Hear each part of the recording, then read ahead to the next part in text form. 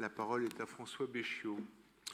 Monsieur le maire, chers collègues, nous le savons, la ville de Paris s'est dotée d'un pacte parisien pour les quartiers populaires qui traduit notre ambition d'apporter des réponses concrètes dans chacun de ces 35 quartiers. J'ai tenu à prendre la parole sur cette délibération pour mettre en valeur les 5 formidables projets que son vote permettra de subventionner dans le cadre de ce pacte parisien. Le premier d'entre eux, mené par l'association PEP 75, permet d'accompagner durant les vacances scolaires des collégiens qui ont été exclus de leur établissement.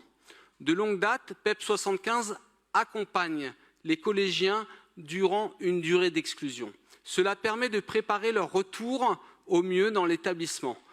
L'action objet de la présente délibération leur propose, durant les vacances de février, d'avril et d'octobre, des activités sportives et des sessions de travail scolaire dans le but de leur redonner confiance en eux.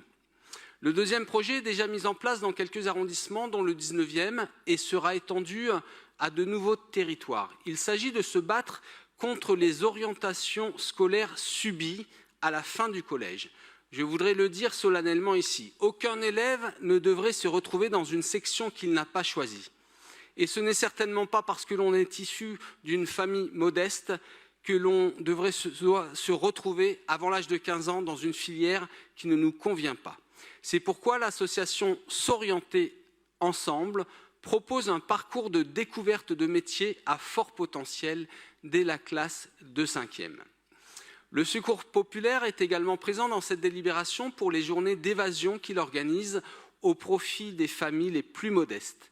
La joie et le bonheur procurés par ces parenthèses hors du quotidien permettent aux familles de réellement profiter des vacances scolaires. Il n'aura échappé à personne, y compris à celles et ceux qui ont lutté durant toute la mandature contre les actions mises en œuvre pour son développement à Paris, que le vélo occupait aujourd'hui une place centrale à Paris. Mais il est important que tous les publics puissent utiliser ce moyen de transport.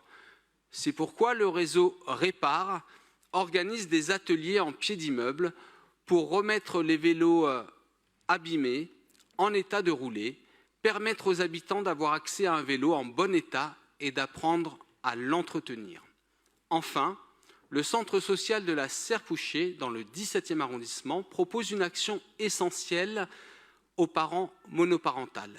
Alors que les mères concernées travaillent souvent en horaire décalé, se pose le problème de la garde de leur enfant avant l'ouverture des établissements scolaires.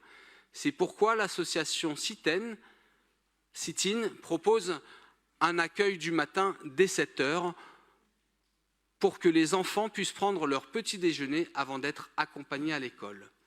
Pour soutenir l'ensemble de ces actions, je vous invite à voter cette délibération avec enthousiasme.